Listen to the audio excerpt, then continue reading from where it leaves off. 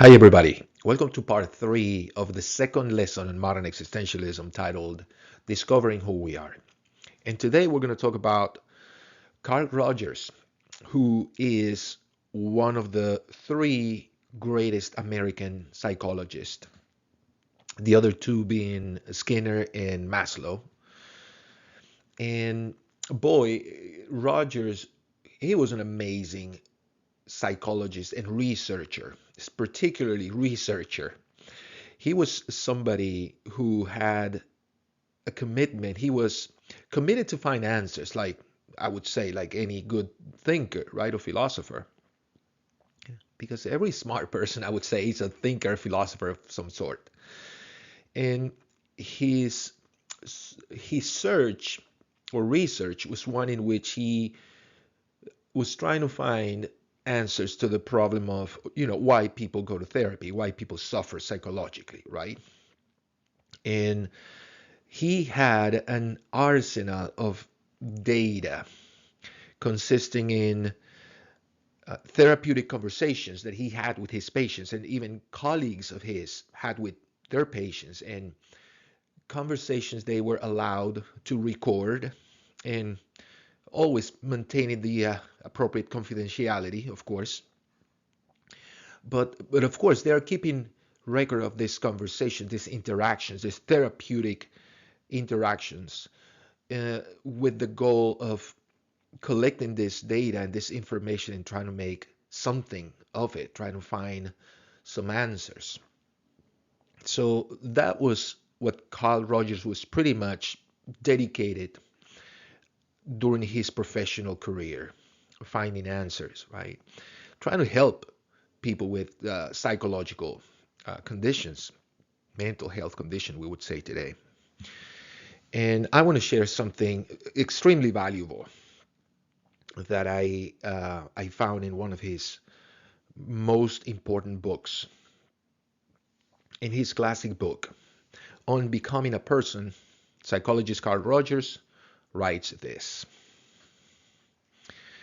it appears that the goal the individual most wishes to achieve, the end which he knowingly and unknowingly pursues, is to become himself.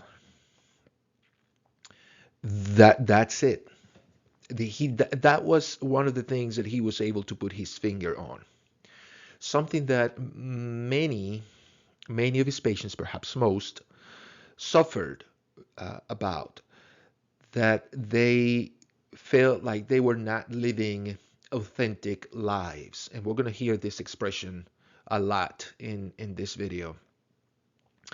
People who felt like they were not really living their lives, and they had a conflict because they felt like they were not being true to themselves. And people, some of his patients, either knew about this problem or they didn't, they were not aware.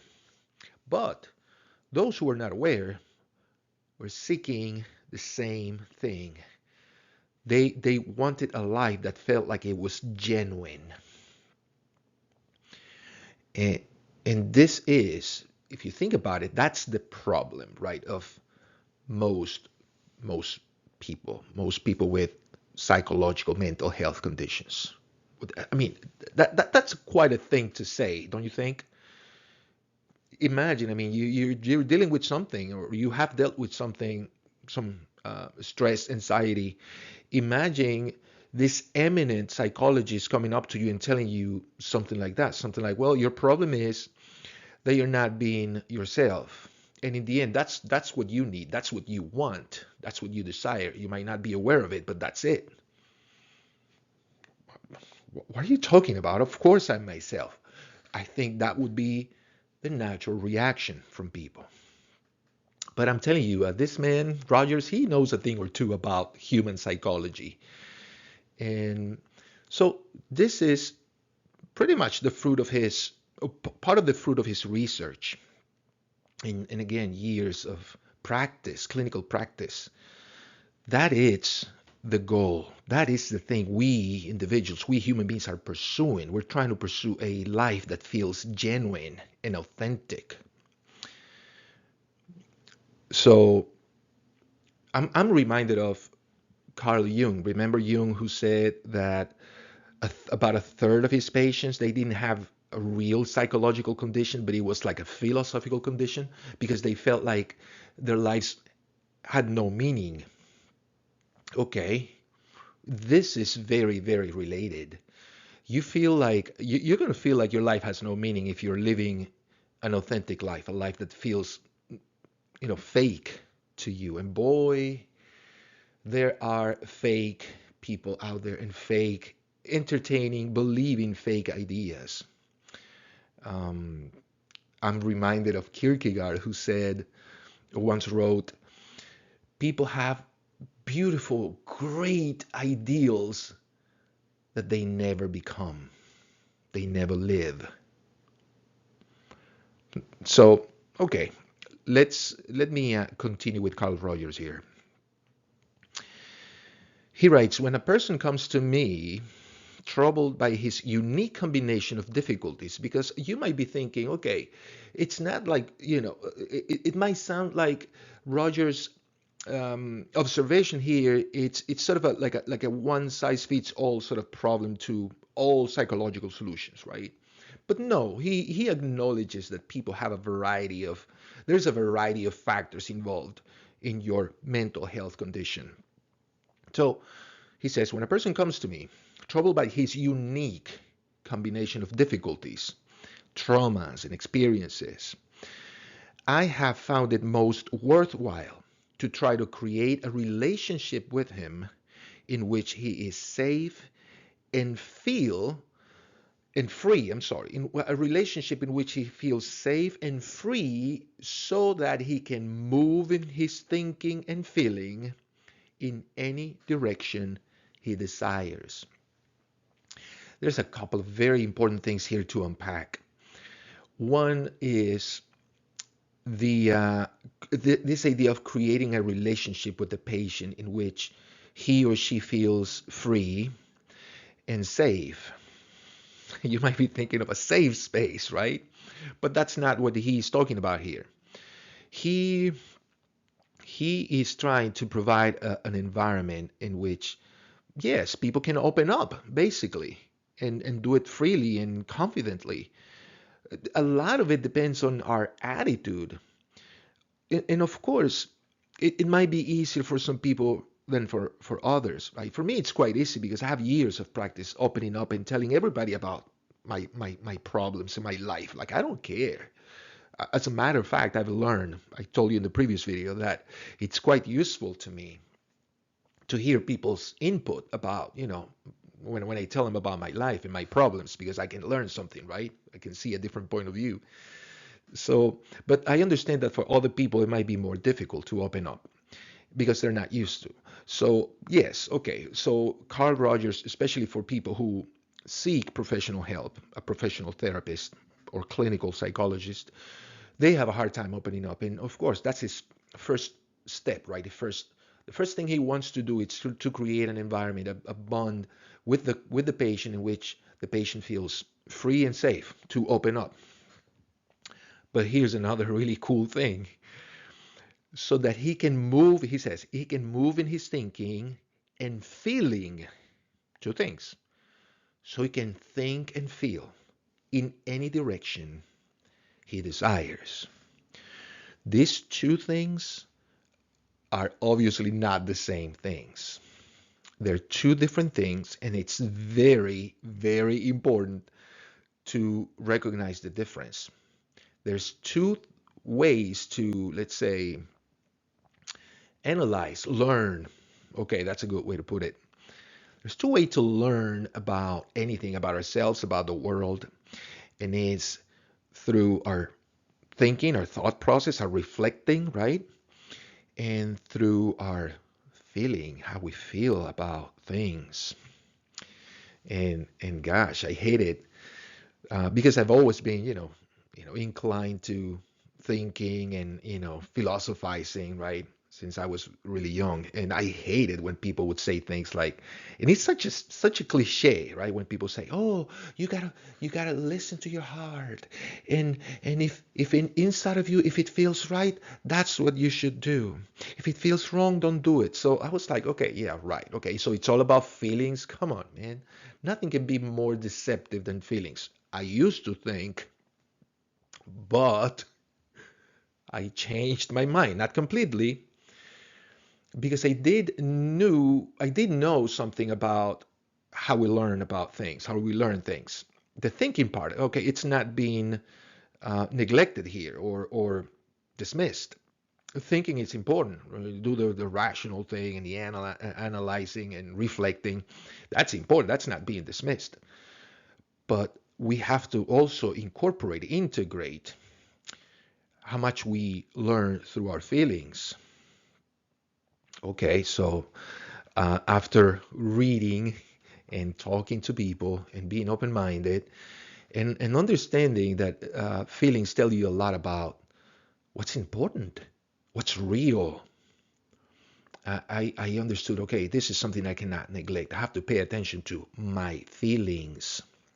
Okay, so I'm going to have more to say about that in a moment. But first, okay, you get the point here. Okay, so he's trying to, in his relationship with his patients, create an environment where the patient feels free and safe to open up. So the patient can understand what he or she is feeling and thinking. Those two things um, have to be operating, right, in a manner that it's efficient and with no holding back in any direction the patient's desire to go in his thinking or feeling. Rogers continues. It is my experience that the patient uses this freedom to become more and more himself. He begins to drop the false front or the masks or the roles with which he has faced life. Do you remember in our first lesson this gentleman, Brian Lowery, the psychologist, and who talked about his having different selves and different identities?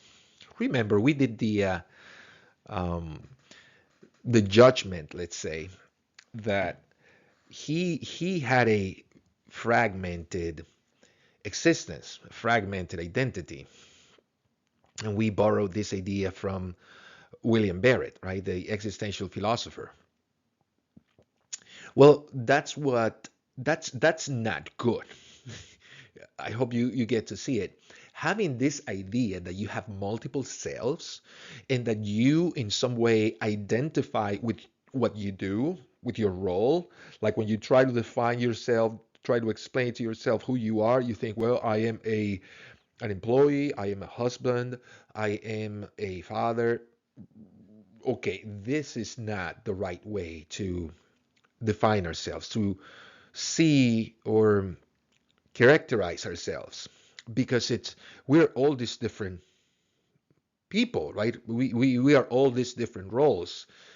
Okay, so that is a problem. So in an environment in which we are free and uh, we feel not free, but we feel confident to open up about ourselves, about what we think and what we feel, this is what's going to happen. We're going to begin dropping these fronts. We're going to cease identifying ourselves with these roles. And we're going to, this mask, like Roger says, are going to begin to drop. And we're going to be more of ourselves. So let me continue with the quote. The patient appears to be trying to discover something more basic, something more truly himself. He discovers how much of his life is guided by what he thinks he should be, not what he is. Because here's the thing, friends. When you identify too much with your roles, with what you do, there's a set of expectations attached to what you do, right? And if and I'm still thinking about Mr. Lowery, who said that, okay, I have to reconcile my identity as a college professor, a university professor, with my identity as an African American man, because he's thinking, okay, he has two expectations, set of expectations to meet, right? One, for in front of his colleagues, professional colleagues, and he had to meet some expectations, and he has to act, behave like a university professor. But when he's around perhaps his African American family, friends, or the African American community, he thinks that he has to act differently because there's a different set of expectations, right? Which in part makes some sense, because obviously people, let's say Mr. Lowry in the African American community, if he's talking with a some sort of academic tone and posture, then people are going to judge him. Are going to say, "Why are you speaking like that? Right? You're a brother." And okay, so he has to act accordingly, and that's why he feels his identity and our identity. It's or we have multiple cells, basically, right? And that's totally fine to him, but that's not fine, friends. I hope you're beginning to see that in the quote.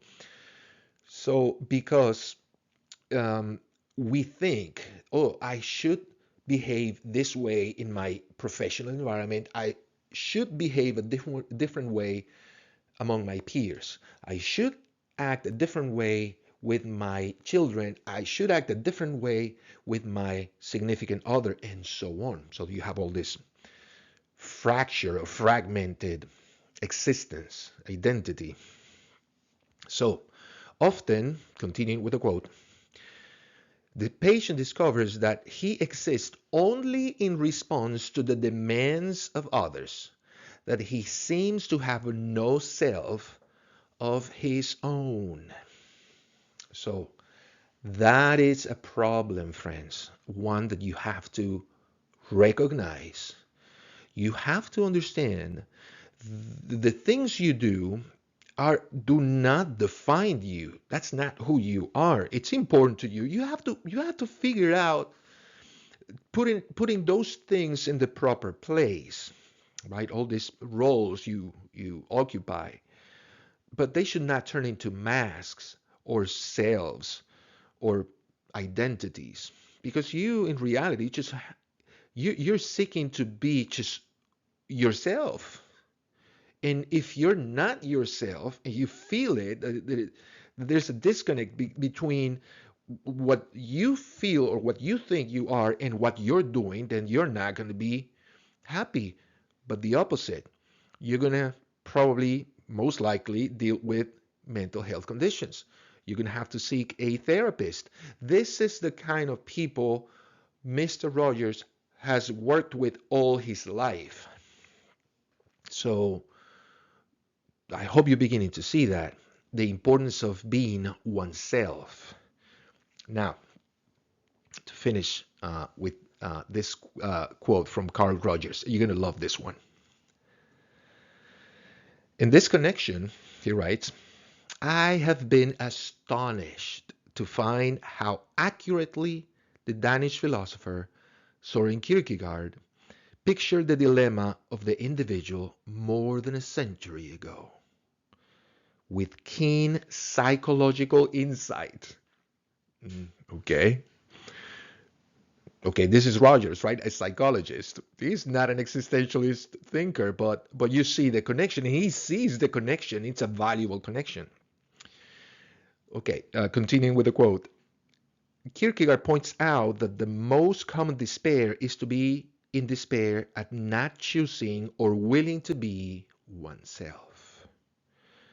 But that the deepest form of despair is to choose to be other than oneself. That is the deepest form of despair, of psychological despair, anxiety, tension, conflict. When you feel what you're doing, what you're saying, it's not a manifestation, a reflection of who you are. It's not an expression of who you are. So you're going to suffer I mean, despair, that's a terrible word. Who wants to be in despair? Nobody. But many people live lives of quiet desperation. A famous poet once wrote. Like we are not aware of it, but because deep inside of us, there's something that tells us these feelings, right? That something is not right, something is not congruent, something does not align between the person you are and the person you present yourself to the world. There's disconnect, and that is causing, friends, pain and suffering. So this is part of the lesson here, right? Discovering who we are. Okay, how do we do that? How do we discover who we truly are? That's the mission, right? Knowing ourselves. Well, we already have an idea here that we considered in the previous slide. Being able to not only think, but to feel. So let me go to the next slide for more details on that idea. Carl Jung, uh, in the same book we considered in the previous lesson, Modern Man in Search of a Soul, Jung says the following: I take feeling as a function in itself.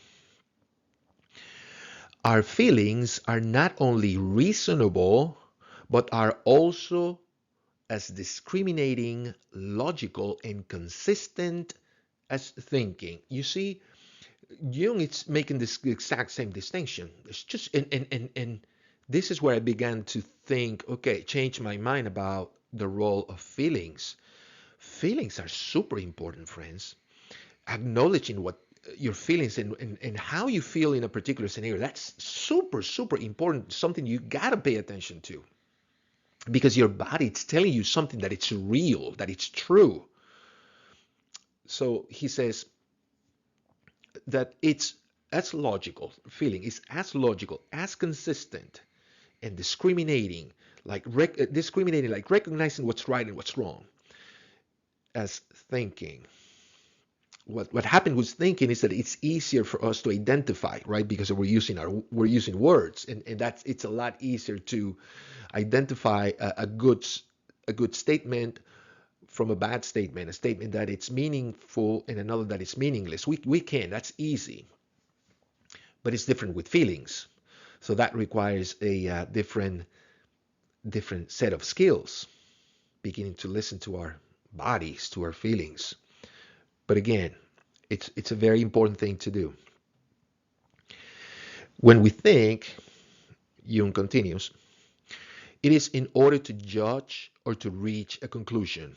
When we think, when we reflect, we judge, we establish conclusions, we draw parallels or connect, we make connections, right? It's also logical. And then we attain a conclusion. We reach a conclusion that is useful. That's thinking. And when we feel, it is in order to attach a proper value to something. Okay.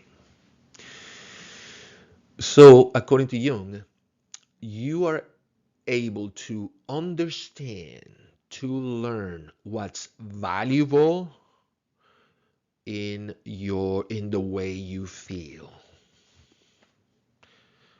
Your feeling tells you what's valuable, what's important. Not your thinking. Wow, that's a thought.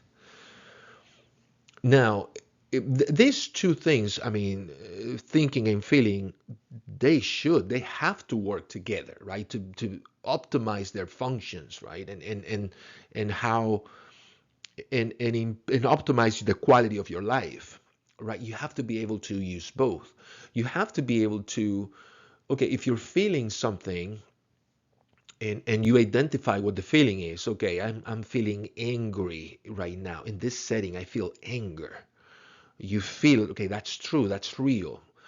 But then you have to do the thinking. Okay, now that you identify that you're feeling angry, you got to think, you got to reflect, right? Why am I feeling angry?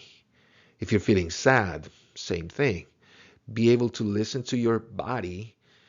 I mean, I have no other way to put it, friends. Listening to your body, you might think, what is this guy talking about? It's just paying attention to your feelings, friends. If you truly feel scared in a particular scenario in front of a particular person, okay, okay, acknowledge that, right? Validate it. Okay, I'm feeling scared in front of this person. Okay, that's true. That's something that's genuine about me. Why? Now we got the thinking part working.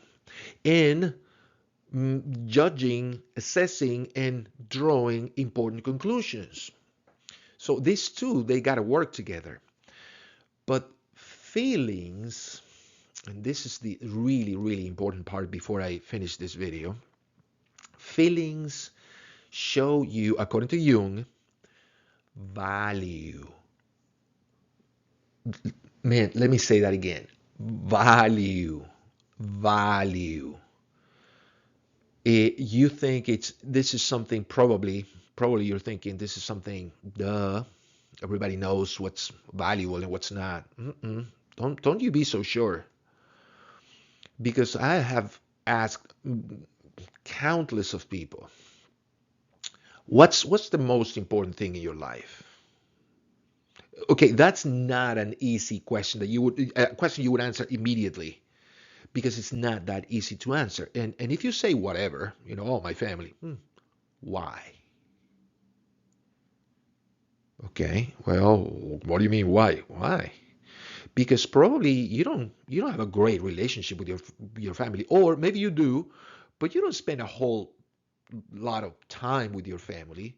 Maybe you see your family on Thanksgiving and Christmas twice a year, maybe less. But that's the first thing you say. Oh, my family is super important to me. Yeah, but you don't spend a whole lot of time with your family. What do you spend most of your time doing? And why? Whatever it is that you're doing, that you're spending a lot of time in, is it really valuable? Does it feel right? Does it feel there's value there? Okay, that is what we need to learn how to do. And in the upcoming videos, friends, I'm going to show you concrete examples of how this process goes, right? And how people were able to listen to their feelings in order for them to establish what was proper and valuable in their lives. And then once you know what's valuable to you, then make the right choices, right? And take the right path, and really quit some things that you think you're doing, that you think they're important, but they're not, because in reality it doesn't feel like it's really, really important. So you can drop those things. Oh boy, that just changes the quality of your life tremendously, improves the quality of your life tremendously. Being able to listen to your body, right? Listen to your feelings, again, acknowledging them. So feeling, right? Your feelings will guide you to what's really, really important to you. And friends,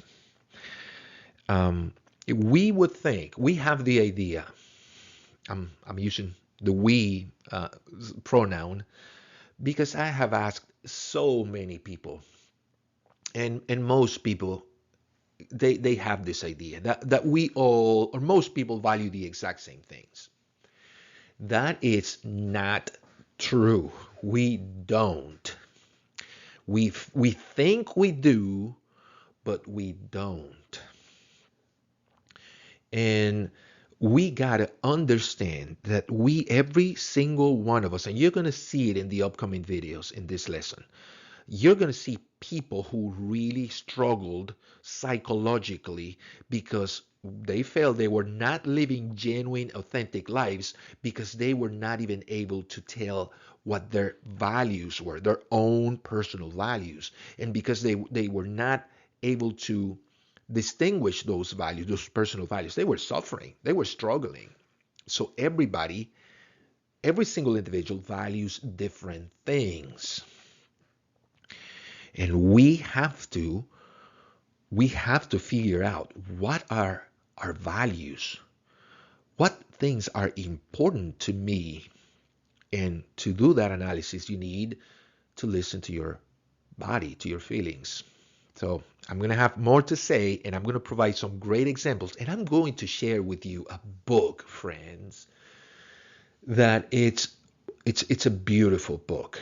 And boy, I don't often recommend books, but I'm going to recommend you this one because it's a beautiful, it's so useful. There's so many stories of people who let's say they found their purpose, they found meaning in life, and they answered the ultimate question, why am I here?